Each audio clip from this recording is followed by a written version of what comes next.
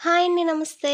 ఈరోజు వీడియో వచ్చేసి potato ఫ్రైని simple and క్విక్‌గా ఎలా ప్రిపేర్ చేయాలో చూపిస్తానండి. చాలా బావుంటుంది. మీరు కూడా డెఫినెట్‌గా ట్రై చేయండి. మీలో ఎవరైనా మన ఛానల్‌ని ఫస్ట్ టైమ్ చూస్తున్నట్టయితే కనుక సబ్స్క్రైబ్ చేసుకోండి. పక్కనే ఉన్న బెల్ ఐకాన్ క్లిక్ చేయడం మర్చిపోవద్దు. ఇలాంటి మరిన్ని సింపుల్ రెసిపీస్ కోసం బెల్ ఐకాన్‌ని ఆన్‌లో పెట్టుకోండి. ఇంక లేట్ చేయకుండా ప్రాసెస్‌లోకి వెళ్ళిపోదాం. చూడండి, మీకు బంగాళదుంపలనేవి ఏ సైజులో కావాలంటే ఆ సైజులో కట్ చేసుకోండి. నేను ఇక్కడ మీడియం సైజులో కట్ చేసుకుంటున్నాను. ఇలా కట్ చేసుకున్న బంగాళదుంపల్ని ఉడకబెట్టుకోవాలండి. ఫ్రై చేసుకునే ముందు ఇలా ఉడకబెట్టుకుంటే ఫ్రై అనేది క్విక్‌గా అయిపోతుంది. ఇలా ఉడకబెట్టేసుకున్న తర్వాత ఈ బంగాళదుంపల్లోకి నార్మల్ వాటర్‌ని యాడ్ చేసేసుకొని రెడీగా పక్కన పెట్టేసుకోండి. ఇప్పుడు స్టవ్ మీద ఒక పాన్ పెట్టుకోండి. అందులోకి 4 టేబుల్ స్పూన్ ఆయిల్ వేసుకోండి. ఆయిల్ హీట్ అయిన తర్వాత 1 స్పూన్ జీలకర్రను వేసుకొని ఫ్రై చేసుకోవాలి. జీలకర్ర లైట్‌గా ఫ్రై అయిపోయిన తర్వాత బంగాళదుంప ముక్కల్ని వేసుకోండి. అలాగే ఇందులోకి పావు టీ స్పూన్ పసుపు, మీ రుచికి తగినంత ఉప్పును కూడా వేసేసుకోండి.